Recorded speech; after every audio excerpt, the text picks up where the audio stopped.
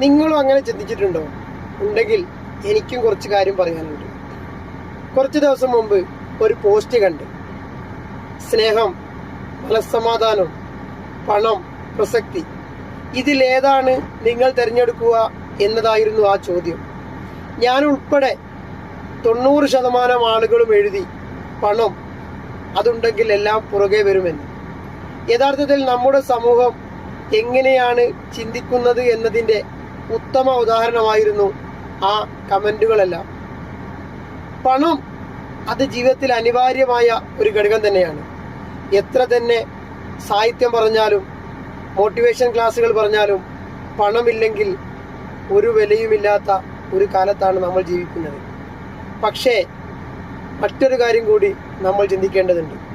കാരണം പണമുണ്ടെങ്കിൽ നമ്മളെ ചേർത്ത് പിടിക്കാനും നമ്മളെ കൂട്ടുകൂടാനും സ്വാതന്ത്ര്യത്തിനും നമ്മൾ പറയുന്ന വിഡ്ഢിത്തരങ്ങൾക്ക് പോലും കൂട്ടുനിൽക്കാനും ചിരിക്കാനും ഒക്കെ ആളുകളുണ്ടാകും. വിരുന്നുകാരനായ ആ പണം ഒരു ദിവസം ആരോടും യാത്ര ചോദിക്കാതെ ഇറങ്ങിപ്പോയാൽ അത് മനസ്സിലാക്കിയിട്ടും നമ്മെ ചേർത്ത് പിടിച്ച് സാരമില്ലടോ എന്ന് പറയാൻ ഒരാളുണ്ടോ? അതാണ് ജീവിതത്തിലെ ഏറ്റവും വലിയ അനിവാര്യമായ ഘടകം. അത് പണം കൊടുത്താൽ വാങ്ങാൻ കിട്ടുന്നതല്ല.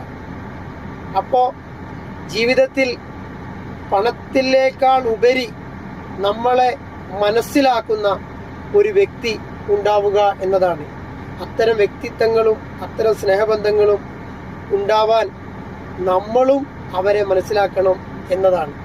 പണത്തിന് മാത്രം മൂല്യം കൊടുക്കുന്ന ഈ കാലത്ത് മനുഷ്യനെ മനസ്സിലാക്കാൻ ആരും ശ്രമിക്കുന്നില്ല എന്നതാണ് യാഥാർത്ഥ്യം. സ്നേഹബന്ധങ്ങൾ ഇനിയും ഉണ്ടാവട്ടെ. ഏതായാലും അടുത്ത വീഡിയോ